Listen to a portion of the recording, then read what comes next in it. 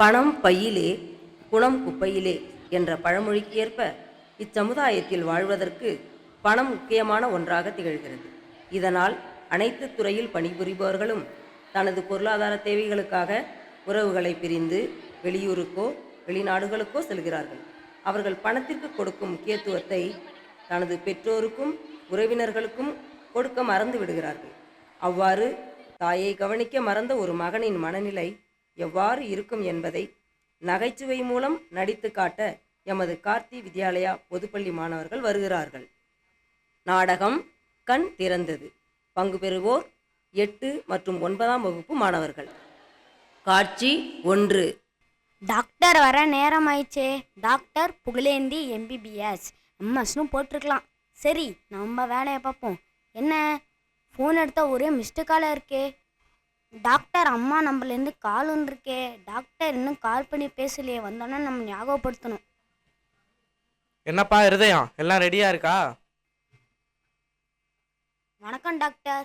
எல்லா பேஷண்ட்டும் ரெடியாக இருக்காங்க டாக்டர். எல்லாரையும் உட்கார வச்சுருக்கேன் டாக்டர். என்னப்பா இவ்வளோ பேரை உட்கார வச்சிருக்க? நான் எப்படி இவ்வளோ பேரையும் பார்க்கறது? டாக்டர் அவங்க இல்லை டாக்டர், பேஷண்ட் இங்கே இருக்காங்க டாக்டர். சரிப்பா, அவங்கள கொஞ்ச நேரம் வெயிட் பண்ண சொல்லு. நான் போய் ப்ரே பண்ணிட்டு வந்துடுறேன். அப்பனே முருகா, இன்னைக்கு என்னெல்லாம் பிரச்சனை வரப்போதோ எல்லாத்துலேருந்து நான் என்ன காப்பாற்றணும். டாக்டர் அம்மாட்டேருந்து ஃபோன் வந்துகிட்டே இருக்கேன், நீங்கள் பேசுகிறீங்களா? நான் எவ்வளோ பெரிய டாக்டரு, மல்டி ஸ்பெஷல் ஹாஸ்பிட்டல் வேறு வச்சுருக்கேன். இப்போ நான் பேஷண்ட்டை பார்ப்பேனா, பணம் சம்பாதிக்கிறத பார்ப்பேனா, இவங்க ஃபோனுக்கு பதில் கொடுத்துட்டு இருப்பேனா? அவங்க பாவம், அவங்களுக்கு கண்ணு தெரியாதுல்ல, அதனால யாரையாவது கூப்பிட்டு ஃபோன் பண்ண சொல்லி என்கிட்ட பேசணும்னு ஆசைப்படுவாங்க. ஆனால் நம்மளுக்கு பேஷண்ட் தான் முக்கியம். விடு நம்ம அப்புறம் பார்த்துக்கலாம். சரிப்பா, நீ போய் ஒவ்வொரு பேஷண்ட்டாக வர சொல்லு. டோக்கன் நம்பர் 1 வாங்க. ஐயோ டாக்டர், வயிற்று வலிக்குது டாக்டர், வயிற்று வலிக்குது டாக்டர். ஏன்பா என்னாச்சு? டாக்டர் வயிற்று வலி தாங்க முடியல டாக்டர். வயிற்று வலிக்குதுன்னா நீ ஏன்பா நெஞ்ச பிடிச்சிக்கிட்டு வர? டாக்டர் வயிற்று வலி பொறுக்க முடியல டாக்டர். உனக்கு வயிற்று வலி தானேப்பா, நீ ஏன்பா போய் பொறுக்க போற? டாக்டர் வயிற்று வலி தாங்க முடியல டாக்டர், பண்ணுங்க டாக்டர். சரி ஒரு 2 நிமிஷம் இருப்பா, நான் பார்க்குறேன். ஐயோ வலிக்குதே. அப்பா இதுக்கு 2 ட்ரீட்மெண்ட் இருக்கு. ஒன்று ஃபாஸ்டான ட்ரீட்மெண்ட், இன்னொன்று கொஞ்சம் ஸ்லோவாக தான் குணமாகும். உனக்கு எப்படி வசதி? டாக்டர் எனக்கு ஃபாஸ்ட் ட்ரீட்மெண்ட்டே கொடுங்க டாக்டர். ஆனால் அது கொஞ்சம் எக்ஸ்பென்சிவாக இருக்குமே. டாக்டர் எவ்வளோ செலவானாலும் பரவாயில்ல டாக்டர். ஓ அப்படியா? இருதயம், நீ போய் அந்த இம்பார்ட்டன்ட் மாத்திரையை எடுத்துருவா. நாங்க டாக்டர்.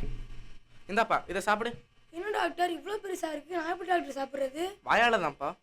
சரி டாக்டர், இது எப்பப்பெல்லாம் சாப்பிட்ணும்? காலையில் ஒன்று சாப்பிடு, மதியம் ஒன்று சாப்பிடு, நைட்டு உயிரோட இருந்தால் இன்னொன்று சாப்பிடு. என்ன டாக்டர் சொல்கிறீங்க? அட நான் சும்மா தான்ப்பா சொன்னேன், நீ இதை சாப்பிடுப்பா. டாக்டர் இதோட விலை எவ்வளோ டாக்டர்? ரொம்பலாம் இல்லைப்பா, 10,000 தான். என்னது 10,000மா?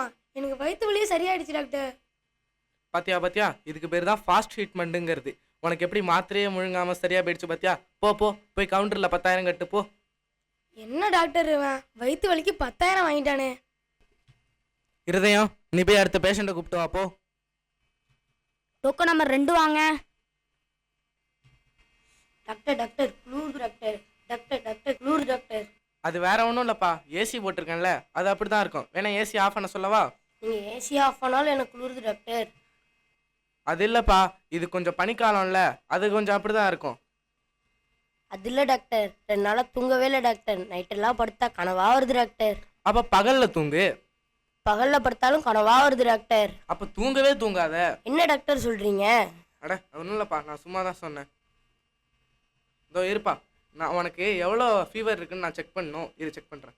காட்டு, இதை வாயில் வச்சுக்கோ. ஒரு 2 நிமிஷம் இரு வரேன். எங்கப்பா வாயில் வச்சு இந்த தெர்மோமீட்டரை காணோம்? நீங்கள் தான் டாக்டர் வாயில் போட்டு முழுங்க சொன்னீங்க. ஐயோ, வாயில் தானேப்பா வச்சிருக்க சொன்னேன், நீ ஏன்ப்பா முழுங்கின? சரி இரு, ஒரு 2 நிமிஷம் வெயிட் பண்ணு. இந்த மாத்திரையை சாப்பிடு.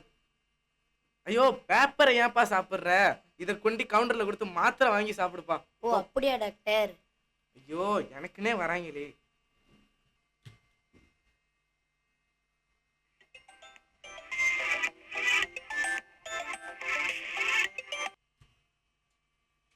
டாக்டர் அம்மா கால் பண்ணுறாங்க, அட்டன் பண்ணட்டுமா? இல்லைப்பா, பேஷண்ட் நிறைய பேர் இருக்காங்கல்ல, விடு, நம்ம அப்புறமா பேசிக்கலாம். சரி, நீ போய் அடுத்த பேஷண்ட்டை கூப்பிட்டு வா. டோக்கன் நம்பர் 3 வாங்க. டாக்டர் டாக்டர் நெஞ்ச வலிக்குது டாக்டர், என்னால் தாங்க முடியல டாக்டர். ஏன்ப்பா என்னாச்சு உனக்கு? எனக்கு நெஞ்சு படக் படக்குன்னு அடிக்குது டாக்டர், ஏதாச்சும் பண்ணுங்க டாக்டர். அது வேற ஒன்றும் இல்லைப்பா, ஹார்ட்டோட சவுண்ட் அப்படி தான் கேட்கும். அதெல்லாம் இல்லை டாக்டர், நெஞ்சு படன்னு அடிச்சுக்கிட்டு இருக்கு டாக்டர். சரி சரி இருப்பா, நான் செக் பண்ணுறேன். இருதயம், நீ இவரை கூட்டு போய் ஒரு ஸ்கேன் எடுத்துட்டு வந்துரு. Okay doctor. சரி இருப்பா, நான் ரிப்போர்ட் எடுத்துட்டு வரேன். அட என்னப்பா, உன் ஹார்ட்ல இவ்வளோ பெரிய ஓட்டை இருக்கு. ஐயோ, நான் என்ன டாக்டர் செய்யறது, சொல்லுங்க டாக்டர். இந்த ஓட்டையை அடிக்கணும்னா 5 லட்சம்லப்பா தேவைப்படும். இது 5 லட்சமா டாக்டர்? என்கிட்ட அவ்வளோ பணம்லாம் இல்லை டாக்டர், என்கிட்ட ஒரு 500 ரூபாய் தான் இருக்கு டாக்டர். இதை வச்சுக்கிட்டு ஏதாச்சும் பண்ண முடியுமான்னு பாருங்க டாக்டர். 500 ரூபா வேணா, நீ இதை வச்சு செங்கலும் சிமெண்ட்டும் வாங்கிட்டு வா, நானே வச்சு அடைச்சி விட்டுறேன். என்ன டாக்டர்? சரி இரு, நான் மருந்து மாத்திரை எழுதிட்டு வரேன், அதையாவது வாங்கி சாப்பிடு. இந்தா. இவன் என்ன டாக்டரா இல்லை கொத்தனாரா? சிமெண்ட்டும் செங்கலும் வாங்கிட்டு வர சொல்கிறான். இருதயம், என்ன மசம் நின்றுட்டு இருக்க? போய் அடுத்த பேஷண்ட் வர சொல்லு போ. டோக்கன் நம்பர் 4 வாங்க. ஐயோ காலை வலிக்குது டாக்டர், காலை வலிக்குது டாக்டர். ஏன்பா என்னாச்சு? ஐயோ காலு தான் டாக்டர் வலிக்குது, கால் வலிக்குது டாக்டர். காலில் எந்த இடம்ப்பா? டாக்டர் முட்டி வலிக்குது டாக்டர். ஐயோ என்னப்பா இவ்வளோ பெரிய காயமா இருக்கு, ஏன் என்னாச்சு? டாக்டர் நான் வண்டியில் போயிட்டு இருந்தேன்னா அப்போ ஒரு படுவாவி பயம் வந்து இடிச்சிட்டான் டாக்டர். அட என்னப்பா, நீ கொஞ்சம் பார்த்து போயிருக்கலாம்ல. நான் பார்த்து தான் டாக்டர் போனேன், அவன் தான் டாக்டர் வந்து இடிச்சிட்டான். சரிப்பா இருப்பா, நான் டெஸ்ட் பண்ணுறேன். டாக்டர் டாக்டர் ஏன் நெத்திலே லைட் அடிக்கீங்க, பேஷண்ட் பக்கத்தில் இருக்காங்க பாருங்க. ஓ சாரிப்பா. டாக்டர் ஏன் டாக்டர் என் நெத்தியில் லைட் அடிக்கிறீங்க? அது வேற ஒன்றும் இல்லைப்பா, முட்டியிலேருந்து மூளைக்கு ஒரு நரம்பு போகுது, அது நல்லா இருக்கான்னு பார்த்துக்கிட்டு இருக்கேன். சரி டாக்டர். சரி இரு, நான் இப்போ தட்டி பார்க்குறேன், உனக்கு வலிக்குதான்னு சொல்லு. Okay doctor. வலிக்கல டாக்டர், வலிக்கல டாக்டர். இப்பப்பா? டாக்டர் நீங்கள் எத்தனை தடவை தட்டினாலும் எனக்கு வலிக்காது டாக்டர். ஏன்பா? டாக்டர் நீங்கள் தட்டுறது டேபிள் டாக்டர், என் முட்டியே இல்லை. ஓ சாரிப்பா, இரு நான் கண்ணாடி போட்டுக்கிறேன். இப்போ தட்டுறேன், வலிக்குதான்னு பாரு. டாக்டர் டாக்டர் வலிக்குது டாக்டர். நான் இன்னும் தட்டவே இல்லையப்பா, இருப்பா நான் தட்டி பார்க்குறேன். டாக்டர் டாக்டர் வலிக்குது டாக்டர். அட இருப்பா, நான் தட்டி பார்க்குறேன். டாக்டர் என் முட்டிக்கு என்னாச்சு டாக்டர்? வேற ஒன்றும் இல்லைப்பா, உன் முட்டி சுத்தமாக நொறுங்கி போச்சு. இந்த முட்டியை கழட்டி தூக்கி போடுறோம், வேற ஒரு முட்டியை கொண்டாந்து மாட்டுறோம். டாக்டர் அதுக்கு ரொம்ப செலவாகுமே டாக்டர்? அதெல்லாம் ஒரு செலவும் இல்லைப்பா. அப்பாடி ரொம்ப சந்தோஷம். ஒரு பிளாங்க் செக் மட்டும் கொடுத்துட்டு போ, நானே ஃபில் பண்ணிக்கிறேன். என்னது பிளான் ஷேக்கா? தைலம் கொடுத்தா நானே தடவிட்டு போயிடுவேன். இவர் டாக்டரா இல்லை மெக்கானிக்கா? கலெக்டருங்கிறாரு மாற்றங்கிறாரு, ஒன்றுமே புரியலை. நீ போய் அடுத்த பேஷண்ட்டை கூப்பிடுப்பா. டோக்கன் நம்பர் 5 வாங்க. என்னம்மா உங்களுக்கு என்ன பிரச்சனை? டாக்டர் ரொம்ப முடியலை டாக்டர். முடியலையா? ஏமா என்ன பிரச்சனை உங்களுக்கு? டாக்டர் என்னன்னு உங்கள்கிட்ட சொல்லுவேன். ஏமா என்னன்னு சொல்லுங்க, சொன்னாதானே தெரியும். டாக்டர் கிட்ட எதுவும் மறைக்க கூடாது, சொல்லுங்க. 4 நாளாக சாப்பிடல டாக்டர். ஏமா யாரும் சமைக்கலையா? இல்லை டாக்டர், வீட்டு மாடிப்படியிலிருந்து தடுக்கி கீழே விழுந்துட்டேன். எங்க விழுந்த இடத்த காட்டுங்க. வாங்க டாக்டர் வீட்டுக்கு போவோம்.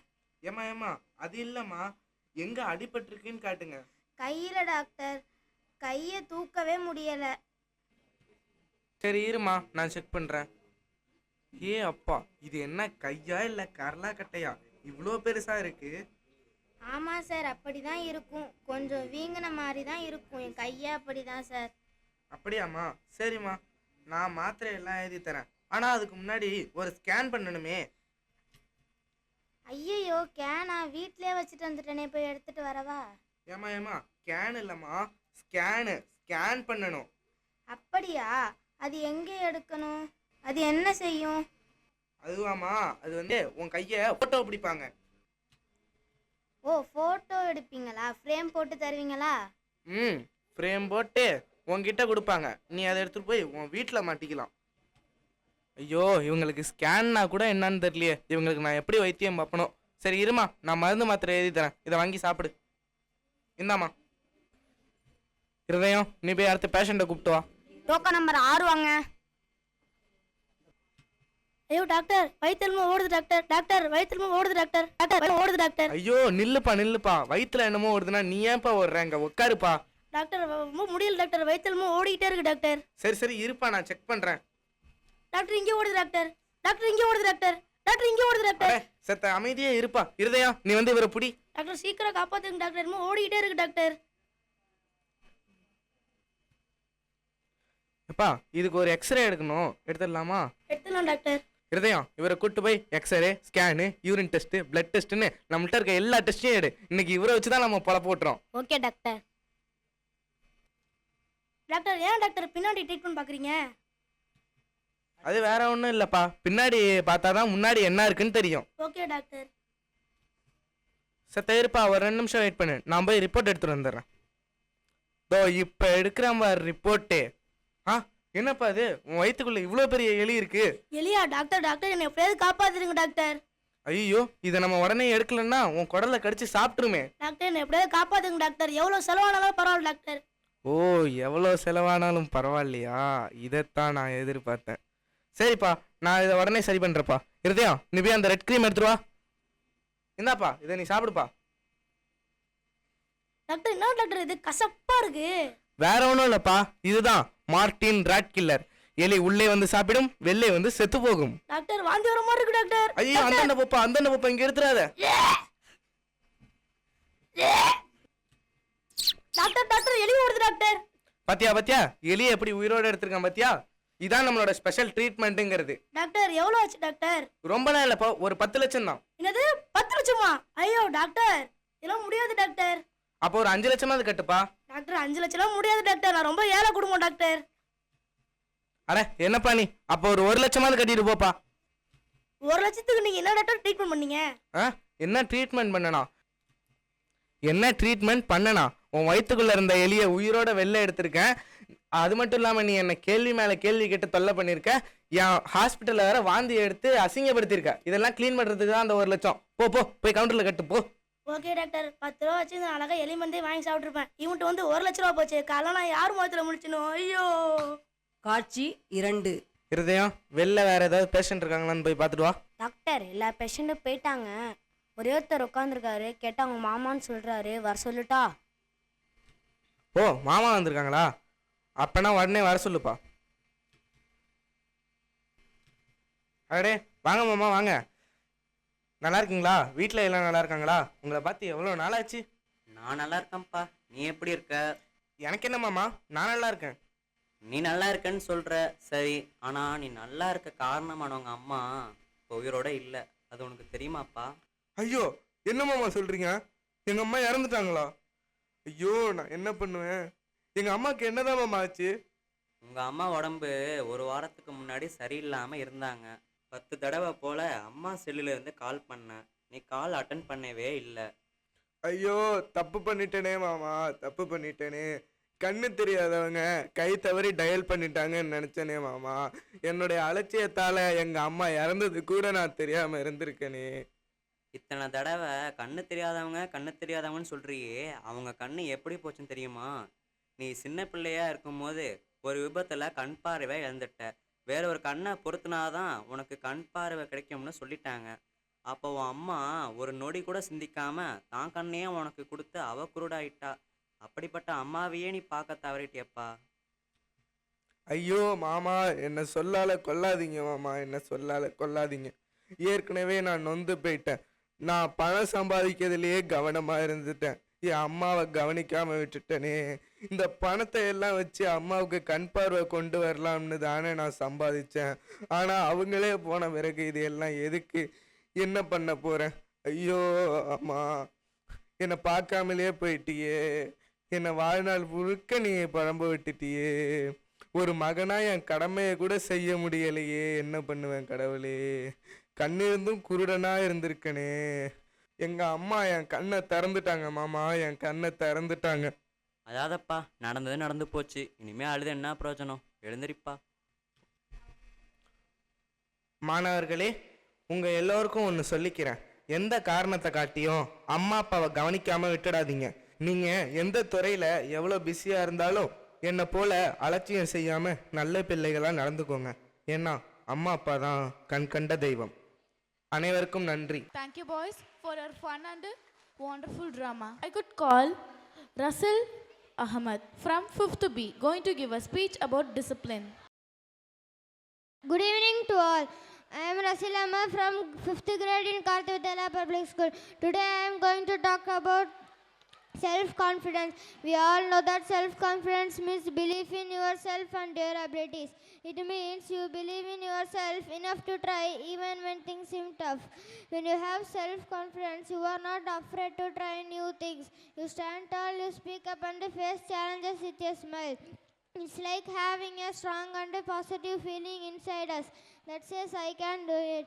To build self-confidence, first start by knowing your strengths and weaknesses. Celebrate what you are good at and work on what you can improve. Second, mark your progress and praise your achievement, no matter how small they may seem. Third, one should focus on one's own strength, not to compare oneself to another. Finally, surround people who support and believe in you. Self-confidence is a superpower. Once you start believing in yourself, miracles starts happening. Thank you. Thank you, Ross.